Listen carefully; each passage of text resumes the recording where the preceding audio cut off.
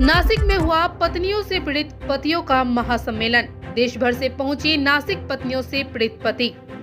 पत्नियों द्वारा पतियों पर घरेलू हिंसा, दहेज उत्पीड़न के फर्जी मामले पुलिस और कोर्ट में लगाकर मानसिक रूप से परेशान करने का आरोप लगाया। पत्नी से पीड़ित पतियों का कहना है कि उनके ऊपर फर्जी केस लगाकर पत्नी उन्हें मानसिक रूप से परेशान करती है। कुछ परेशान पति मानसिक रूप से इतने परेशान हो जाते हैं कि आत्महत्या जैसे कदम उठा लेते। सरकार को एक कमेटी गठित कर इसकी जांच की जानी चाहिए। हमारे ऊपर लगे झूठे मुकदमे वापस लिए जाएं और हमें न्याय प्रदान किया जाए। आप कैसे पीड़ित हैं? हमारी पत्नी ने जो क्या कहता है, हमारे पूरे घर वालों को मारने के लिए हमको सुबह 4 बजे घर में अंदर लॉक करके बाहर भाग गई थी। फिर जो पड़ोसी ने दरवाजा निकाला तब हमने से पकड़ के उसके मायके छोड़ दिया। तब उसने हमारे ऊपर झूठा केस लगा दिया। कौन सा मामला लगाया? यही कि हमने उसको दहेज मांगा, 1 लाख रुपए के लिए उसको हमें प्रताड़ित किया, ऐसा उसने हमारे ऊपर झूठा इल्जाम लगाया। लेकिन हालांकि सच्चाई तो ये थी कि वो हमको सबको मारने के लिए हमको बाहर से लॉक करके सुबह 4 बजे घर से भाग गई थी। सर, मैं नासिक से हूँ।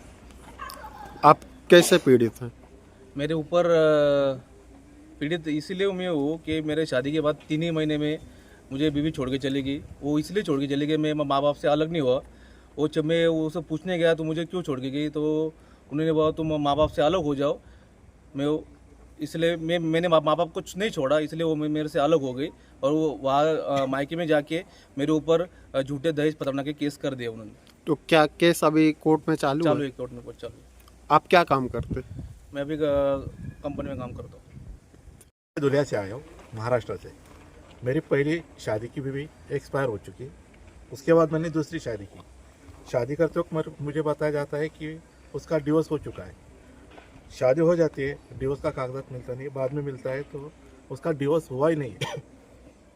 फिर भी मैंने सोचा चलो उसको रख लूँ, लेकिन उसने घर में जब तकलीफ देना चालू किया, जानकारी लिया, तो डिवोर्स के बाद उसने और 2 शादी किया जो मेरे से छुपा के रखा। 2 बच्चे को पैदा किया दूसरे लोगों से, वो भी छुपा के रखा। और इतना सब करने के बाद मेरे से तीसरी चौथी शादी किया। और इतना करने के बाद भी कोर्ट में जाके अभी वो डिवोर्स के लिए भी और इसके लिए भी खावटी के लिए मेरे को कुछ पैसा भर के होना 30 लाख रुपए मांग रहे। मतलब गुजारा भत्ता मांग रहे अभी 30 लाख रुपए। अब बताओ, जो औरत पहली शादी डिवोर्स भी लिया नहीं, पहला आदमी उसका जिंदा है, दूसरी भी शादी करती, तीसरी भी शादी करती, उसको क्या हक है? फिर भी वो कोर्ट में जाके अदालत के सामने खड़े होते हैं कि मेरे को कुछ मिलना चाहिए। अदालत बाकी कुछ देखता नहीं, औरत है, उसने डिमांड की, उसकी डिमांड सही है, इसमें आदमी कोई गलत ठहराया जाता है। हम सब यहाँ पे इसके लिए जमा हुए कि अगर सबके साथ ऐसा अदालत में होता होगा तो हमने न्याय कहाँ मांगना। यही हमारी मांग है कि हमें न्याय मिलना चाहिए। हमारे लिए एक अलग से कोई कानून तैयार होना चाहिए, कोई नया प्रावधान निकलना चाहिए जिसमें औरत की जैसे औरत के लिए अलग कानून, वैसे पुरुषों के लिए भी कुछ सुरक्षित कानून होना जरूरी। ये वाक्य आपने किस लिए आंदोलन किया? ये आंदोलन जो महिलाएं कायदे का जो दुरुपयोग कर रही है उसके खिलाफ हमने ये आंदोलन किया है। और पुरुषों का भी पुरुष आयोग बनना चाहिए, इसलिए हमने ये आंदोलन किया है। पत्नियों से कैसे पीड़ित हैं आप लोग? पत्नियों से मतलब छोटे मोटे विवादों के कारण वो झूठे केसेस में फंसाती है पुरुषों को, और उनसे बहुत सारा पैसा ऐंठती है कोर्ट के माध्यम से। और जो माँ बाप को छोड़ते नहीं जो कोई लड़के। और दूसरा हो गया कि कुछ छोटा मोटा घरेलू कल इसके वजह से कायदे का दुरुपयोग करके झूठा दहेज का केस डाल के, अपना गुजारा भत्ता का केस डाल के पुरुषों को प्रताड़ित कर संघर्ष कर रहे हैं।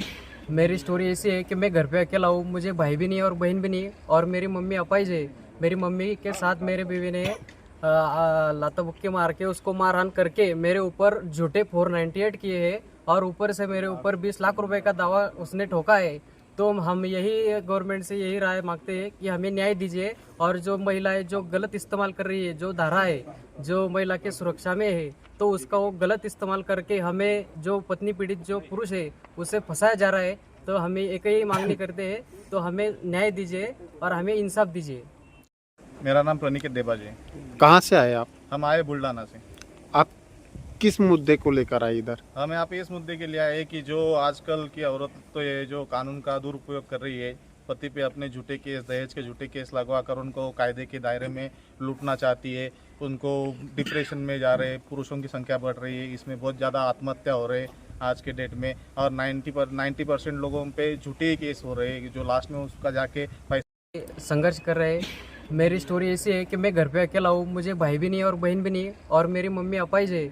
मेरी मम्मी के साथ मेरे बीवी ने लाता बुक्के मार के उसको मारहान करके मेरे ऊपर झूठे 498 किए हैं, और ऊपर से मेरे ऊपर 20 लाख रुपए का दावा उसने ठोका है। तो हम यही गवर्नमेंट से यही राय मांगते हैं कि हमें न्याय दीजिए, और जो महिलाएं जो गलत इस्तेमाल कर रही है, जो धारा है जो महिला के सुरक्षा में है, तो उसका वो गलत इस्तेमाल करके हमें जो पत्नी पीड़ित जो पुरुष है उसे फंसाया जा रहा है। तो हमें एक ही मांगनी करते हैं, तो हमें न्याय दीजिए और हमें इंसाफ दीजिए।